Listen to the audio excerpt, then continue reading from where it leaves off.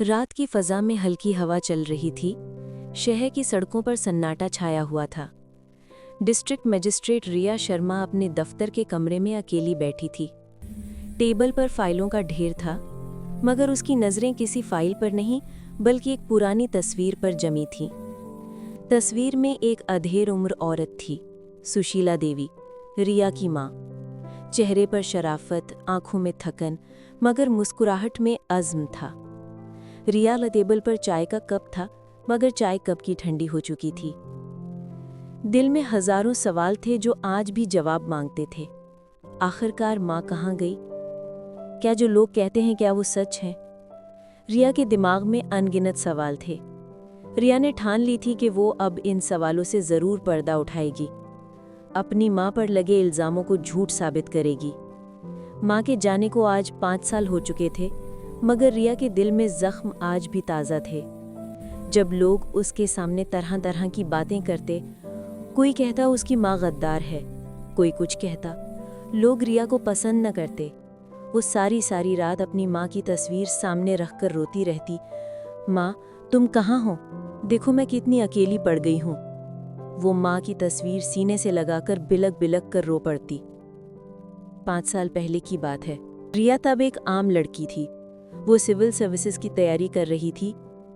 उसकी माँ गांव की स्कूल टीचर थी, ईमानदार, साफ दिल, सबकी मदद करने वाली।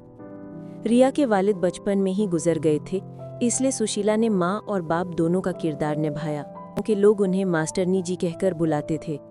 वो अपनी कम आमदनी में भी दूसरों का भला करने में लगी रहती थीं। लेकिन गांव में एक ताकतवर आदमी था, राजन सिंह, एक बड़ा मुकामी सियासतदान जिसके ताल्लुकात वजीरों से लेकर पुलिस तक फैले हुए थे। उसके लिए गांव के लोग बस कीड़े मकोड़े थे। एक दिन जब स्कूल को छुट्टी हुई, बच्चे घर के लिए स्कूल के गेट से बाहर निकल रहे थे, सुशीला ने देखा वो राजन सिंह की गाड़ी थी। राजन सिंह का बेटा अपनी गाड़ी तेज चलाकर एक बच्चे को टकराकर भाग गया। बच्चा शदीद जख्मी था। सुशीला देवी ने खुद अपनी साड़ी का पल्लू फाड़कर उसके जख्म बांधे और अस्पताल ले गईं। पुलिस आई, मगर रिपोर्ट दर्ज नहीं की। कहा ऊपर से ऑर्डर है, मामला दबाव में बंद करो। सुशीला देवी ने इंस्पेक्टर को गुस्से से कहा, अगर तुम इंसाफ नहीं दोगे तो मैं खुद आवाज उठाऊंगी। इंस्पेक्टर ने हंसकर कहा, मैडम, राजन सिंह के खिलाफ कोई नहीं जाता, आप बस स्कूल पढ़ाओ, बाकी हुकूमत संभाल लेगी। लेकिन सुशीला खामोश न रह सकी। उन्होंने जिला अफसर को शिकायत भेजी और वो शिकायत सीधी राजन सिंह के हाथ लग गई। एक रात राजन सिंह ने सुशीला देवी को फ़ोन किया और अपने बंगले पर बुलाया। कहा, मैडम, मैं आपकी हिम्मत की कद्र करता हूँ, आपसे एक बात करनी है। सुशीला निडर सच्ची औरत थीं, वो चली गईं। बंगले पर पहुंचते ही माहौल कुछ अजीब लगा। राजन सिंह ने खुश अखलाकी से बात शुरू की, चाय पेश की, लेकिन जल्द ही लहजा बदल गया। कहने लगा, मैडम, आप बहुत ज़्यादा बोलने लगी हैं। अगर आपने अपना मुंह बंद ना किया तो तुम्हारी बेटी का मुस्तकबिल बर्बाद कर दूंगा। मैं आपको एक बड़ी रकम देने को तैयार हूं, आप अपना मुंह बंद रखें, इसी में आपका भला है। सुशीला पीछे हटी, बोली, मैं किसी के दबाव में नहीं आऊंगी, मैं अपने हक के लिए बोलूंगी। राजन सिंह ने मेज पर हाथ मारा। इंस्पेक्टर दीपक रावत अंदर आया। उसके हाथ में फाइल थी, झूठे इल्जामों वाली फाइल। मैडम, आपके खिलाफ एक केस तैयार है, रिश्वत लेने का, बदउनवानी का। या तो खामोशी इख्तियार करो या जेल जाओ। सुशीला की आंखों में आंसू थे, मगर खौफ नहीं था। उन्होंने कहा, सच को तुम कितना दबाओगे, एक दिन सच बोलेगा, तुम नहीं। ये कहकर सुशीला देवी ने अपना पर्स उठाया और वापस घर आ गईं। राजन सिंह ने कहा, देख लूंगा तुम्हें भी, कितनी दूर तक भागती हो। सुशीला देवी ने रात बहुत परेशानी में काटी। रिया ने पूछा, माँ क्या है? तो उसने कहा, कोई बात नहीं, बस मेरी तबीयत खराब है, तुम सो जाओ। उसने रिया से कोई बात न की। सुबह वो मामूल के मुताबिक उठी और स्कूल के लिए तैयार हो गईं। अभी वो स्कूल के लिए तैयारी हो रही थीं कि दरवाजे पर दस्तक हुई और कुछ पुलिस वाले अंदर आए और कहा, सुशीला देवी, आपको रिश्वत लेने के इल्जाम में गिरफ्तार किया जाता है। रिया, जो सामने चाय का कप लेकर खड़ी थी, उसके हाथ से कप गिर गया और वो अपनी जगह पर जम गई। उसे समझ नहीं आ रही थी कि वो क्या करे, ये सब क्या हो रहा है। किसी बात का कुछ पता नहीं चल रहा था। आपको गिरफ्तार किया जाता है, ये कहकर उन्होंने सुशीला देवी को जीप में बिठाया और ले गए। रिया हक्का बक्का माँ के पीछे भागी। उसे कुछ समझ नहीं आ रही थी, ये सब क्या हुआ। रिया माँ से मिलने थाने गई ताकि उसे पता चले कि मसला क्या है, लेकिन उसे मिलने न दिया गया। रिया राजन सिंह के पास गई, उसे मदद के लिए कहा, लेकिन उसने कहा कि मैं कानून के खिलाफ जाकर तुम्हारी कुछ मदद नहीं कर सकता। रिया रोती हुई वापस आ गई। रिया अकेली थी, वो कुछ नहीं कर सकती थी। उसने हर जगह ट्राई की, हर जगह दस्तक दी, लेकिन किसी ने उसकी मदद नहीं की। कुछ दिन इसी तरह गुजर गए और एक दिन थाने से एक लाश घर आती है कि तुम्हारी माँ ने हालात से तंग आकर खुदकुशी कर ली है, खुद को आग लगा ली है। इस मैयत का चेहरा नहीं पहचाना जा रहा था। रिया माँ की लाश देखकर सकते में आ गई और उसने माँ के सर पर हाथ रखकर कसम खाई कि मैं आपके कातिलों को नहीं छोड़ूंगी, उनसे बदला जरूर लूंगी। रिया की दुनिया टूट गई। रिया के लिए ये खबर मौत से कम नहीं थी। लोग हजारों सवाल उठा रहे थे, क्या सुशीला देवी ने वाकई रिश्वत ली थी? रिया खामोश थी, उसकी आंखों में बस आंसू जारी थे, लेकिन उसके जहन में हजारों सवाल उठ रहे थे कि आखिरकार सच क्या था। यह लोगों की बातें सुनकर बिल्कुल खामोश थी, क्योंकि उसके पास कोई जवाब नहीं था। मगर रिया को लोगों की बातों पर यकीन नहीं आया। माँ, मैं वादा करती हूँ, एक दिन तुम्हारे साथ जो हुआ मैं सबके सामने लाऊंगी। एक ना एक दिन सच से पर्दा जरूर उठेगा। और उस दिन के बाद रिया की जिंदगी बदल गई। वो दिन रात पढ़ने लगी, उसने लोगों की बातों पर परवाह करनी छोड़ दी। उसने सिविल सर्विस इम्तिहान पास किया और वही जिला मजिस्ट्रेट बनी जहां उसकी मां के खिलाफ रिपोर्ट दर्ज कराई गई थी। रिया अपनी कुर्सी पर बैठी मां की तस्वीर देख रही थी। दरवाजे पर दस्तक हुई। उसका पीए बोला, मैडम, नए थानेदार तैनात हुए हैं, इंस्पेक्टर दीपक रावत, वो आपसे मिलना चाहते हैं। ये नाम सुनते ही रिया का जिस्म जैसे सुन्न हो गया। 5 साल बाद ये वही शख्स है इसके सामने आने वाला था जिसने उसकी माँ की जिंदगी छीनी थी, जिसने उसकी माँ का कत्ल किया था। वो आहिस्ता से बोली, भेज दो अंदर। दरवाज़ा खुला। एक चालाक मुस्कुराहट के साथ दीपक रावत अंदर आया। सलाम किया, मगर रिया ने जवाब नहीं दिया। वो सारे मनाजिर रिया की आंखों के सामने घूमने लगे जो आज से 5 साल पहले बीते थे। रिया ने खुद पर काबू पाया और बिल्कुल शांत होकर बैठी रही। मैडम, बहुत खुशी हुई आपके ज़िले में पोस्टिंग मिली है। उम्मीद है साथ अच्छा गुजरेगा। रिया ने चुपचाप उसकी तरफ देखा, फिर आहिस्ता से बोली, इंस्पेक्टर साहब, इंसाफ के साथ काम कीजिएगा, क्योंकि इस ज़िले में अब कानून का मतलब बदलने वाला है। दीपक ने तंजिया हंसी ज़रूर मैडम, जैसे आप कहें। वो बाहर निकला तो रिया ने मेज़ के नीचे से एक पुराना कागज़ निकाला। माँ की वही शिकायत फाइल, केस डायरी नंबर 29। रिया ने आहिस्ता से कहा, अब इंसाफ का आगाज़ होगा माँ, अब तुम्हारी बेटी वही नहीं रही। रात गए रिया के फ़ोन पर एक अनजान नंबर से पैगाम आया, अगर तुम्हें अपनी माँ का सच जानना है तो राजन सिंह के फार्म हाउस पहुंचो और किसी पर भरोसा मत करना, खासकर पुलिस पर। रिया चौंक गई। ये पैगाम किसने भेजा? क्या कोई जिंदा गवाह है या फिर ये किसी जाल की शुरुआत है? उसने लाइट बंद की और खिड़की से बाहर चमकते चांद को देखकर बस इतना कहा, अगर ये खेल ताकत का है तो अब मैं भी वो खेल खेलूंगी, कानून के दायरे में रहकर।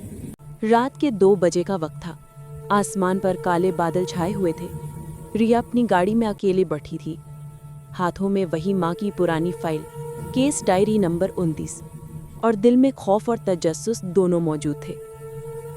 उसके फोन पर वही अनजान नंबर फिर से आया। पहाड़ी के पीछे राजन सिंह का फार्म हाउस है, वहां तुम्हें वो मिलेगा जिसे तुमने खो दिया था। रिया ने फोन पर कोई जवाब नहीं दिया। इंजन स्टार्ट किया और गाड़ी खामोशी से जंगल के रास्ते पर चल पड़ी। बारिश शुरू हो गई। पथरीले रास्ते पर गाड़ी फिसल रही थी। रिया के चेहरे पर बूंदें पड़ रही थी, मगर उसकी नजरें सीधी सामने थीं, जहां दूर अंधेरे में एक बंगला दिखाई दे रहा था, राजन सिंह का फार्म हाउस। दीवारों पर सीसीटीवी कैमरे लगे थे। गेट पर 2 गार्ड खड़े थे। रिया ने गाड़ी थोड़ी दूर छुपाई और पैदल चल पड़ी। बारिश के शोर में उसके कदमों की आवाज दब गई। वो दीवार फलान कर अंदर आ गई। एक खिड़की से रोशनी आ रही थी। उसने करीब जाकर अंदर झांका। अंदर क्या चल रहा था? राजन सिंह एक सोफे पर बैठा था। सामने वही इंस्पेक्टर दीपक रावत बैठा था। टेबल पर कुछ फाइलें थीं और एक औरत की तस्वीर। सुशीला देवी की। राजन ने सिगार सुलगाया और बोला, 5 साल हो गए, मगर वो फाइल अभी तक बंद क्यों नहीं हुई? वो लड़की अब डिस्ट्रिक्ट मजिस्ट्रेट बन गई है। अगर उसने कुछ खोदना शुरू कर दिया तो सब कुछ खत्म हो जाएगा। दीपक बोला, सर वो केस मैंने जला दिया था, कुछ नहीं बचेगा। राजन ने तन से हंसकर कहा, ऐसा ना हो कि वो फाइल तुम्हारे साथ दोबारा जिंदा हो जाए। ये सब रिया सुनती रही। उसके आंसू बारिश में घुल रहे थे, मगर उसी लम्हे पीछे से किसी ने उसके कंधे पर हाथ रखा। वो चौंकी। एक बूढ़ी औरत खड़ी थी, सर पर चादर, चेहरा आधा छुपा हुआ। बूढ़ी औरत आहिस्ता से बोली, यहां रुकना खतरनाक है, मेरे साथ चलो। रिया ने पूछा, आप कौन हैं? औरत ने सिर्फ इतना कहा, मैं तुम्हारी माँ के बारे में सब जानती हूँ। वो दोनों बंगले के पिछले हिस्से में एक पुराना स्टोर रूम में पहुंची। दरवाज़ा बंद किया, एक लालटेन जलाई। चेहरा रोशनी में आया, झुर्रियों भरा, मगर आंखों में खौफ। बेटी, तुम्हारी माँ मरी नहीं थी। राजन सिंह ने सब ड्रामा किया था। रिया की मुंह से आवाज़ न निकली। क्या? ये कैसे हो सकता है? औरत ने कपड़े के नीचे से एक पुरानी डायरी निकाली। ये तुम्हारी माँ की डायरी है। इसमें सब लिखा है, वो कैसे जिंदा रही, कहाँ रखी गई और किसने मदद की। तुम्हारी माँ ने ये मुझे दी है कि मैं तुम तक पहुंचा दूं। मैंने अपना फर्ज पूरा कर दिया, अब तुम अपना फर्ज पूरा करो। रिया ने कपकपाते हाथों से डायरी खोली। पहला सफ़ा माँ के हाथ का लिखा हुआ था। अगर ये डायरी मेरी बेटी रिया तक पहुंचे तो समझो मैं अब भी कहीं कैद हूं। मैंने कोई जुर्म नहीं किया। सच को बचाने के लिए उन्होंने मुझे मारा नहीं, छुपाया है। रिया की आंखों से आंसू बह निकले। माँ जिंदा है? कहाँ? औरत ने आहिस्ता से कहा, पहाड़ी के नीचे एक पुराना गोदाम है। वहां कई औरतों को रखा गया है जिन्हें सिस्टम ने गायब कर दिया। तुम्हारी माँ भी वहां है। रिया ने डायरी को सीने से लगाया। अब कोई ताकत मुझे रोक नहीं सकती। उसने औरत से कहा, कल सुबह मैं वहां छापा मारूंगी, मगर किसी को खबर नहीं होनी चाहिए। औरत ने कहा, एहतियात से बेटी, इंस्पेक्टर तुम्हारी हर हरकत पर नजर रख रहा है। रिया ने जवाब दिया, अब वो कानून के पीछे छुप नहीं सकेगा। अगली सुबह रिया ने खुद को पुरसुकून जाहिर किया। उसने जिला पुलिस को मीटिंग के बहाने बुलाया। इंस्पेक्टर दीपक सामने बैठा था। रिया ने कहा, कल रात पहाड़ी के करीब फैक्ट्री एरिया में कुछ गैरकानूनी सरगर्मियों की रिपोर्ट मिली है। मैं खुद टीम के साथ जाऊंगी। दीपक के चेहरे पर घबराहट थी। मैडम, इतनी रात को जाना खतरनाक हो सकता है, मैं खुद संभाल लूंगा। ये कहकर रिया ने फौरन टीम को एक्शन लेने को कहा और गाड़ियों में बैठ गए। पुलिस की गाड़ियां तेजी से फार्म हाउस की तरफ जा रही थी। बारिश फिर शुरू हो चुकी थी। वो इस पहाड़ी के पास पहुंचे जिसका बूढ़ी औरत ने बताया था। पहाड़ी के नीचे एक जंग आलूद गोदाम था। दरवाजे बंद, मगर अंदर से आवाजें आ रही थी। रिया ने इशारा किया, दरवाज़ा तोड़ो। दरवाज़ा खुलते ही अंदर का मंजर देखकर सबकी आंखें खुल गईं। दर्जनों औरतें जंजीरों में बंधी थीं। उनके चेहरों पर खौफ, जिस्मों पर तशद्दुद के निशान। एक कोने में एक औरत बैठी थी। जैसे ही उसके चेहरे पर रोशनी पड़ी, रिया चौंक गई और दिल जैसे रुक गया। आंखें छपकना भूल गईं। यूं लग रहा था कि जैसे सांस यहीं पे रुक जाएगी। उसने खुद को संभाला और जेरे लब बड़बड़ाई, सुशीला देवी, मेरी माँ। वो सुशीला देवी थीं, जिंदा, कमजोर मगर जिंदा। रिया दौड़ी माँ के कदमों में गिर पड़ी। माँ, तुम जिंदा हो? कहाँ? सुशीला ने आंखें खोली। आवाज कमजोर थी मगर अल्फाज मजबूत। मैं जानती थी एक दिन तुम आओगी बेटी। इसी लम्हे गोदाम के बाहर गोलियां चलने की आवाज आई। दीपक रावत अपनी पुलिस टीम के साथ पहुंच गया। सब नीचे लेट जाओ, किसी को बाहर जाने की इजाजत नहीं। रिया ने गुस्से से कहा, इंस्पेक्टर, ये सब तुम्हारा किया धरा है, तुम्हें गिरफ्तार किया जाता है। दीपक ने तंजी हंसी के साथ कहा, मैडम, कानून का खेल आपसे बेहतर कौन समझेगा? आज सबूत मेरे हाथ में है।